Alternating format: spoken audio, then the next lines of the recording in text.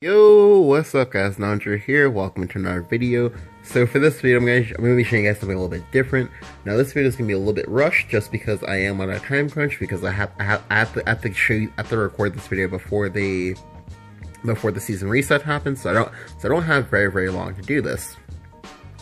Just because I'm supposed to be moving something later today, and I went to sleep very late last night. I say last night, but I didn't go to sleep until like 9 a.m. in the morning. But you know, stuff happens when you're having fun with friends. Speaking of which, alright, so yesterday I sat in like a voice chat with a bunch of friends from like various discords for a very long portion of the night, and initially it was with me and Fanny44, you might know her from Reddit. and we were talking about like about just, you know, dragon tax, because if you don't know, basically because dragon can ramp and because dragon can play things faster than other decks can maybe, you know, be able or equipped to deal with them, a lot of their cards get taxed. This is why you see cards like, say, Dragon Song Flute, or say, well, I lied, not so much Dragon Song Flute, but say stuff like Dramatic Dragon Blader, or say, what else?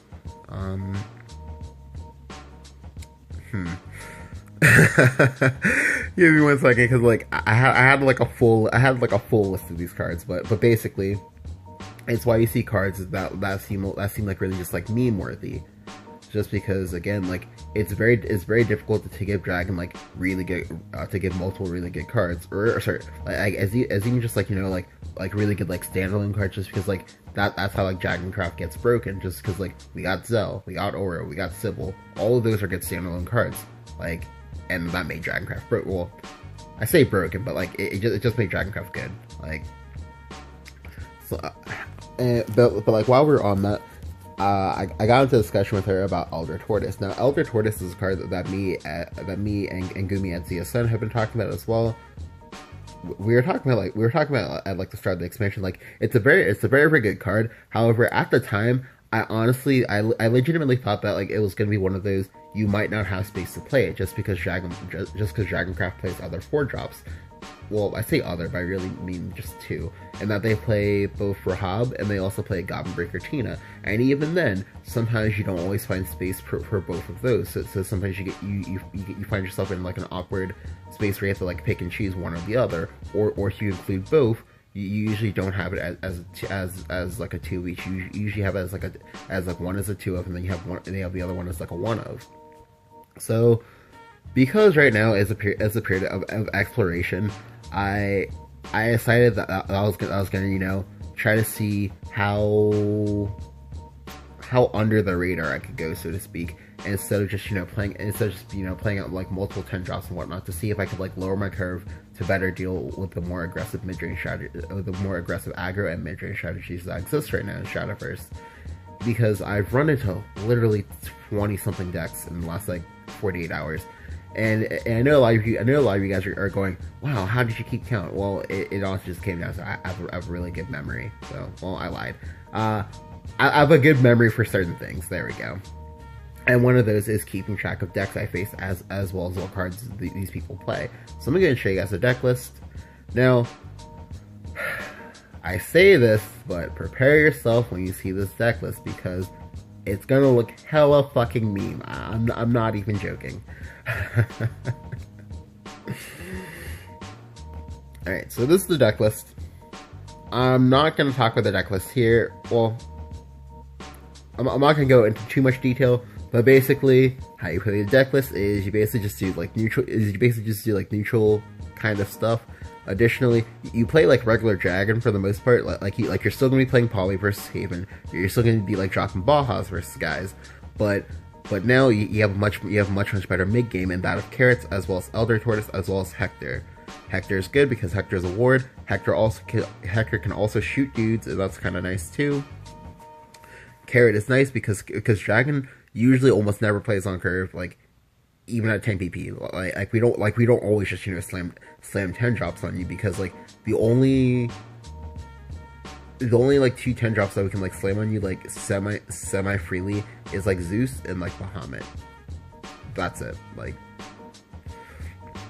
Genesis is a little bit on the harder to play sort of side, because like you can only really play Genesis in certain conditions. But yeah, but like the deck plays out very, very weird. Like I call it Toolbox Dragon just because I I do so much weird and funky shit each and every game that's actually like hilarious. So for the actual win rate of the deck itself, I don't actually know, because like, I think like 2 games I misplayed. Like for example, 1 game I was going to win the game because I actually shit on this like mid shadow player, but then I randomly thought 2 + 2 = 5, and then I played a Bahamut into a cow and I lost. Or sorry, it's not that I lost, I just champ conceded because I was under a lot of pressure from the Mordecai as well. I don't actually even know what deck that was because he played Goblin and he also played Mordecai in the same deck, so I'm like really, really confused. So let me go ahead and get into the games. So these last 2 games don't actually mean anything because those are both for my dailies, and I was playing Runecraft for that. I'm not going to show you all of the games because for some of these games, it was a case of I just straight like instant conceded. Like for example, versus the Runecraft game, it was D shift. I don't want to play this deck versus D shift, so I just instant conceded. For this Forestcraft game, it was versus OTK Roach. I literally crapped on him, like, but then he OTK'd me on 9 mana, like literally full on OTK, like 20-0 OTK, and I just did not see that coming.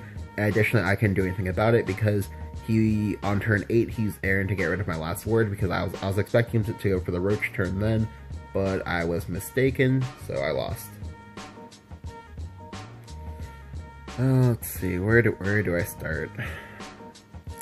Because I'm pretty sure the Shadowcraft game is the game I was talking about, where I just like played the Cowie, where I just played the Bahamut into the Cowie. So I guess I'll start with Blood. Yeah, seems good. Versus Dragoncraft, you actually have a good time versus that as well. Well, a decent time versus that, like because you can still lose it to classic Dragon, like, such as like one person doesn't like see cards, and then the other person plays Bahamut. Like in that Dragoncraft game, yet again I was winning, but like I was in a spot where I didn't have a Bahamut. My opponent played Bahamut. I didn't have an answer, so I lost because with this deck you do have very, very limited answers to Bahamut, and that is you can only answer it with your own Bahamut. You can also answer it with Israfil plus Blazing Breath plus Evo, but that's very, very that's kind of like niche. So my hand is really good, like. But here, he plays up the Spiderweb Imp, so I now know he's Vengeance Blood. I just go Oracle. He plays the Succubus. So let's go ahead and play Ayala. Now seeing both polys in this matchup is actually really bad because you never get a chance to play this poly. But thankfully, he bricks on 4 and does not have a 4-drop and just goes Razor Claw in my face. And that's good for me because he's used up a little bit of reach, and I can come back into this game. So here, I go ahead and I go Tina. I go ahead and bump my Ella into his Spider Weapon, and then I go ahead and trade. Now for this game, the ramp isn't really that important. What's important is having bodies on the board to deal with his air jam returns. Additionally, the bodies free me up to maybe be able to play Fervor and trade in order to clear up a board, and that'll be really nice too. So he plays Air Jammer here, but it's not a good Air Jammer. Well, alright, so it's a good Air Jammer because it pulled a Blood Wolf, but it's not the optimal but it's not the optimal Air Jammer in that like he didn't get 2 creatures from it. Because usually when you lose versus that deck or versus this deck as Dragon, or even just versus the deck as a whole, it'll usually be because they pull double Spiderweb Imp with their Air Jammer, or they pull some combination of Spiderweb Imp plus Blood Wolf, and then they got to like Evo the Blood Wolf, or like Evo the Air Jammer, and then just like hit you in the face. So I go ahead and I trade, then I evolve.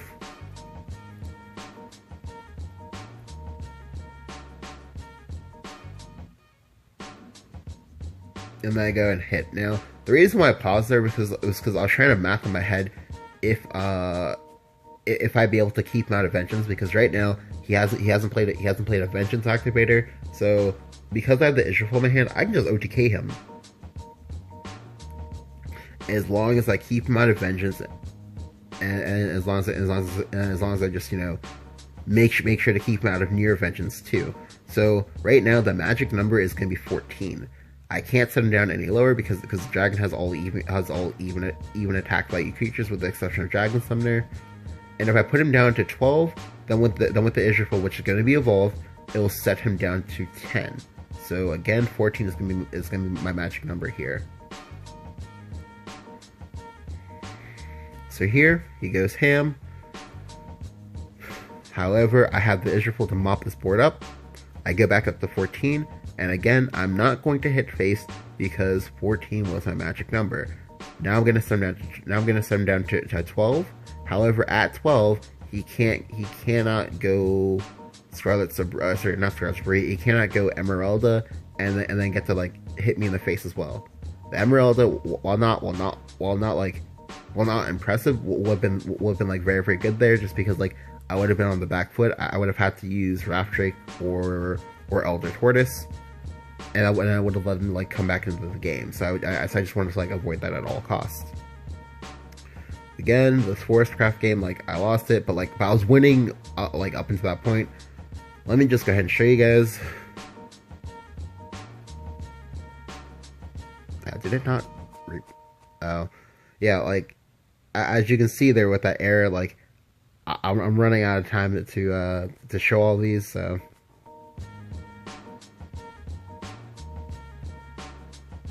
or maybe it just stopped.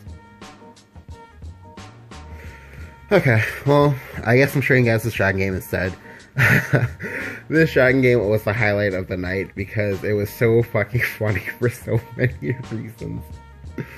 Like, Elder Tortoise got me a lot of kills, and this is one of the funnier kills that got me. So I'm in the mirror. He's 100% Ramp Dragon. Like, you don't play Aggro Dragon right now because Aggro Dragon doesn't exist. It's because like the other decks, when they go aggro, they just do it better. Which I guess I'll be talking about in another video because someone did ask me about that recently. So my hand is good. I have a Bahamut. The Bahamut serves as a check depending like silly shit that I might run into. Because like for example, I've seen a lot of Satan Dragon as well recently, and that's a problem. So he has the ally here, but that's fine. I have a Kaiser. Like, ordinarily, this would be a really bad spot for me because I wouldn't have had to 3-drop. But thankfully, because I'm playing 5 3-drops, I can reliably see one of them each time. Well, semi-reliably see one of them. So here, he trades. Now he's at 7 PP. I'm still at 3 PP. Well, I'm at 4, but yeah. So here, I just go ahead and play the carrot. I also go ahead and Blazing Breath. The reason why I do this is because, yes, he goes up to APP, but there's nothing he can do on APP because right now most dragon players do not play Oro. So the 5 to 8 mana PP slot in dragon is just like devoid of creatures. Like it's, yeah, like they play almost like nothing relevant. So here I just go ahead and go Ayla. I evolve my carrot. Because I'm going second, I have 1 free evolve. Because I'm also playing Elder Tortoise, I have 5 evolve, so I can afford to do this.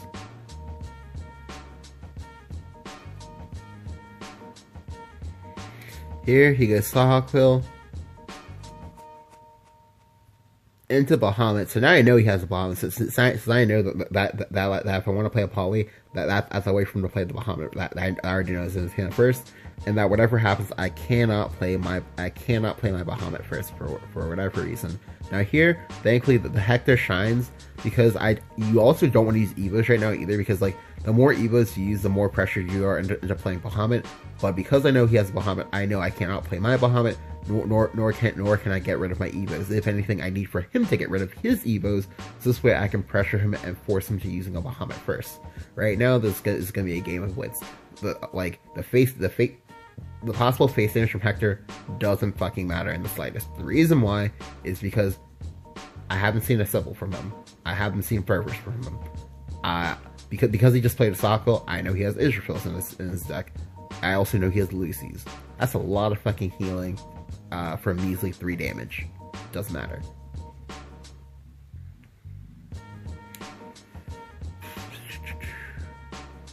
He plays the Bahamut like I knew he would. Because this Bahamut is very, very good for him. Because the only way I can physically answer this Bahamut is with the Dragoon Scyther. I don't play Dragoon Scyther. So right now, I'm in a very, very scary spot. I can easily die here. However, this turn, you're going to see my opponent misplay and do something dumb for no reason.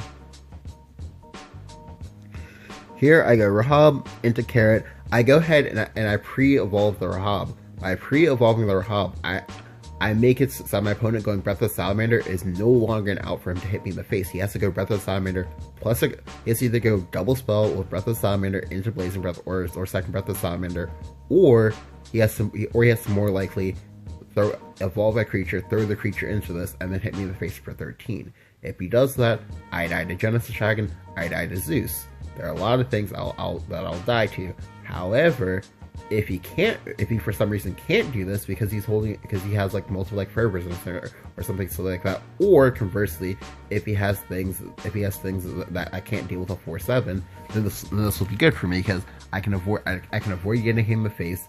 If I avoid getting him in the face, I can counter Bahamut. I just drew my second Bahamut, so I'll be able to win.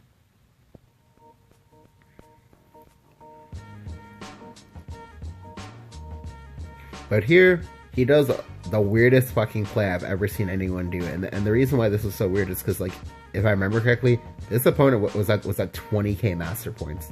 So that just goes to show you that master points don't fucking matter. They don't. Like you can still have points and be a bad player. Like, and that was one of the funny things about this series is that, like, the majority, I think at least 4 out of 5 people, or sorry, at least four out of like the 6 people on this list, on the list of people that I'm playing, we're all very, very high on well, I say high, but they're all like the highest master point players that had like played like this entire season. So pretty funny when they do plays like this. Like, you have the Genesis Dragon, like, you know full well that the Genesis Dragon is going to be how you win this game.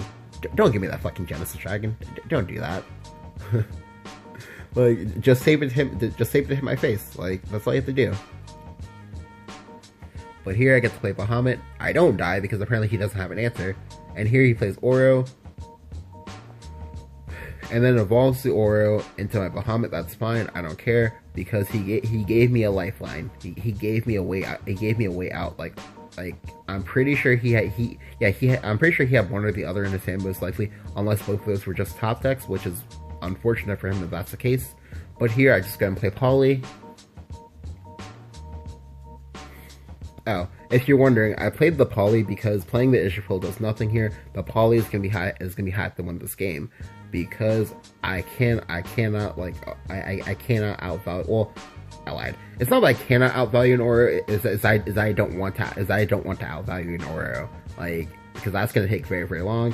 And if he has any other hidden surprises, that I can like die to that. So I want to go for the most expedient route to victory. And playing Poly is going to be just that. Because if I play the Poly, I can bait him into playing another Bahamut. If he plays another Bahamut, I'll get him Bahamut him back. Then he'll play Oro, he'll evolve the Oro, he'll be out of evolve points. Then I play Israfil, then I smack him in the face for 1 billion. So here he counter polys me, and from my experience, unless you're really, really good at the game, generally the person who polys second is going to die. And here, you might think that, okay, go for Israfil, because with Israfil you get to heal. No, the correct play this turn is to go double ward. Now Dragon as a whole already has a difficult enough time, especially my opponent, because you saw how difficult it was for him to deal with a 4/7 ward. Now what does Dragon deal versus 2 wards? Well, versus 2 wards, Dragon just fucking dies, like just straight up just dead. So I'm gonna go ahead and go Hector. The Hector is gonna get to ping his face, which is nice. And then I'm gonna go and get to play Rahab. Now I'm gonna pre-evolve this Rahab. You might be wondering, why are you pre-evolving? Well, I'm pre-evolving because I don't want to die to Grimnir. Well, to be honest, like I don't want to. Well, it's a mix up. I don't want to die to Grimnir. Additionally, I don't want to die to him having the combination of double removal spell because, again, Breath of the Salamander. If I didn't pre-evolve that, Breath of the Salamander plus Blazing Breath would it be enough to clear both my wards and kill me? But it's not because oh hey, look at that. My wards have 11 HP combined. Dragon's never getting through that. The only possible way he can get through this is if he has Saha Quill plus. Is if he has Saha Quill plus creature plus removal spell, and that creature, and the creature he plays has to be Israfil. It has to be exactly that in order to get through these and kill me. So right now, my opponent has very, very limited outs to kill me. You might also be saying, oh, well, well, by using that Evo, you give up a chance to kill your opponent. That's not true. Elder Tortoise.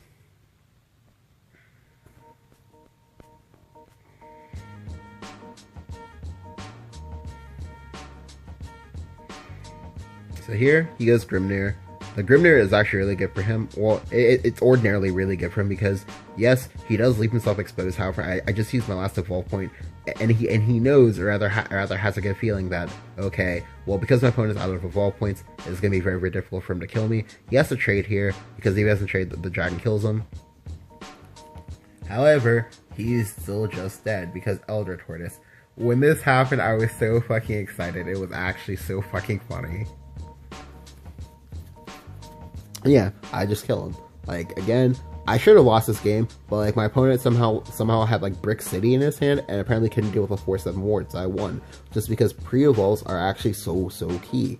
Because if you don't pre-evolve things in situations where you actually need to, like, you can lose just because you just kind of like set yourself up into a situation where that's actually like really, really bad for you. So the last game I'm going to show you is the Shadowcraft game. Hopefully. Okay, cool. It can record. So this deck actually, from my experience, is actually very, very well versus Mid Shadow. Just because I play a lot. Just because with the carrots, I have enough like small doofuses that I can contest all of what he's trying to do as Shadow. Additionally, I no longer have to worry about like Hector for 12 to just make a board, because no longer is Hector because no longer is Shadowcraft just Hector saying, I am the board. No, now you have to actually make one, and they have to have the Hector play, and you have to play the Hector into it, which is good. Like it's how Shadow should be to an extent. So I believe I'm on the play, even if I'm on the draw. This is still a very, very good keepable hand, just because Shadow and Dragon both have slow starts, so it's really important that they get going, and they play this Oracle they play this Spurfer as fast as possible. The reason why is because if you don't play it, it gets very, very difficult to play it in the later stages of the game. So here I'm just gonna play out my Ayla. Thankfully, this is a 4-ramp hand. I just need to be in a spot where I can cast all of these cards and get them to all trigger. So you go space, I go ahead and play Fervor, I go ahead and trade. This is nice because this means I can Wrath Drake my opponent on turn 4.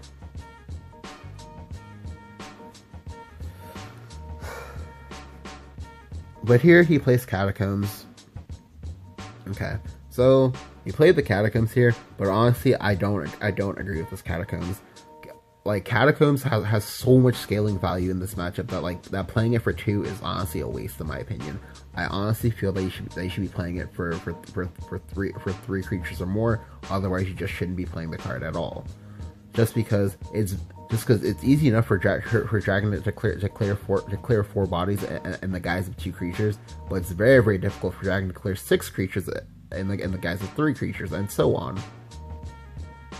Additionally, we have more creatures Catacombed than and you represent a much stickier board that can threaten Hector.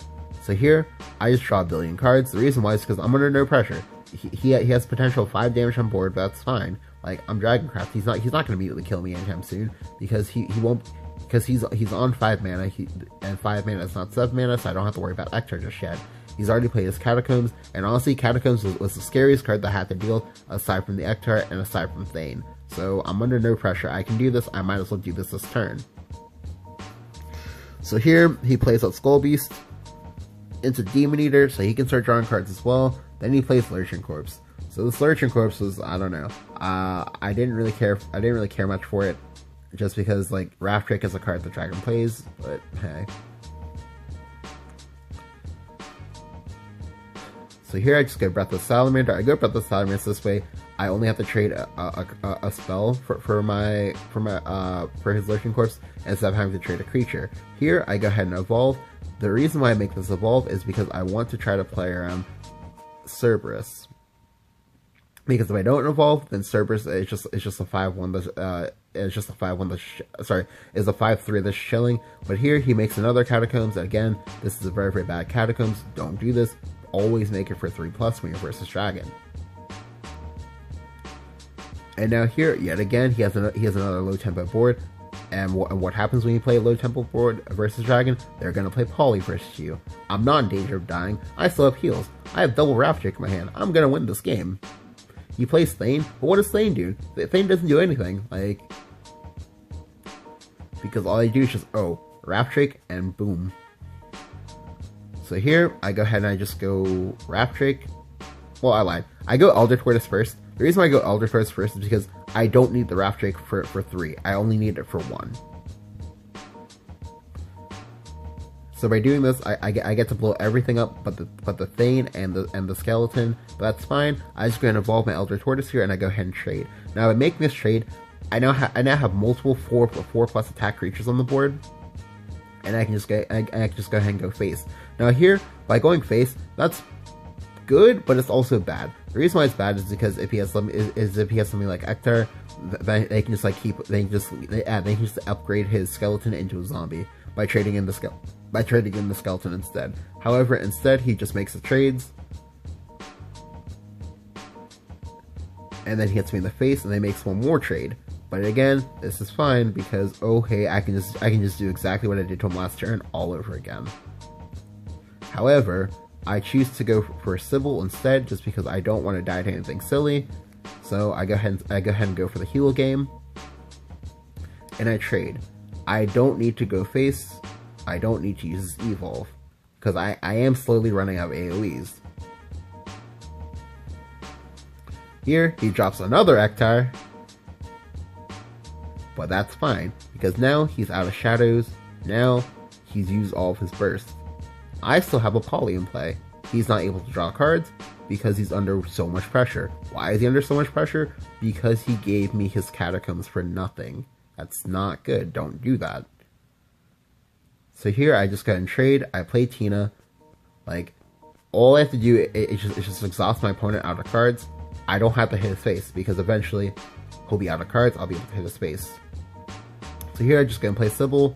Yes, I'm playing in a zombie party, however that's fine because he doesn't have vectors anymore to make what he's doing scary towards me.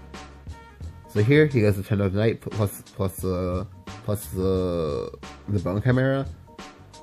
And that's fine because he has to use his last Evo to make a trade that's not going face. And the trade he makes is not a good trade because it just dies on the board. So here I go and trade. I pop this body so this way I can just AoE away this board with the Breath of Salamander. I don't have to worry about this. If he plays another Thane, well, that's unfortunate. However, if he plays a Thane, he doesn't have Evos for the Thane, so now he's gonna die if he plays it. But here he plays that Bone Chimera into his third Hector. However, yet again, it's still making trades.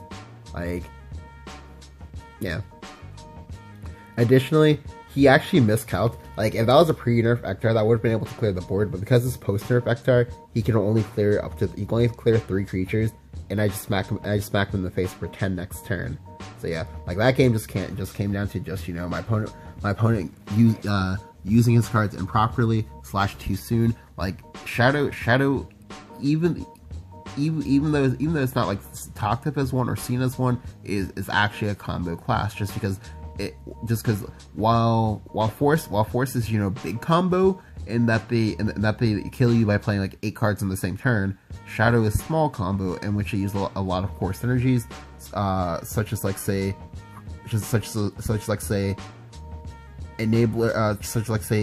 enabler plus activator, in order to draw cards, blow up the boards, and achieve high tempo things. Let's see. Did I show the Blackcraft game? I think I did. Yeah. Alright, so this is all the games I can show, just because I guess the Forcecraft game, it was, I don't know, like, it's just like not showing. But yeah, hope you guys enjoyed. I know that these were some like funny games. Like it it was very surprising to me that I was able to win as many games with this deck as I did. Like like I said, I only dropped a few games I did because I either got a Baha dropped on me with no answer, I misplayed by miscounting, or I just auto conceded because it was an unwinnable matchup and I was on a time crunch, just because it was really important to me that I get like the last of my points for the what's it called, for the bladed hedgehog sleeves, which I now have. So shout outs to me, haha, yeah.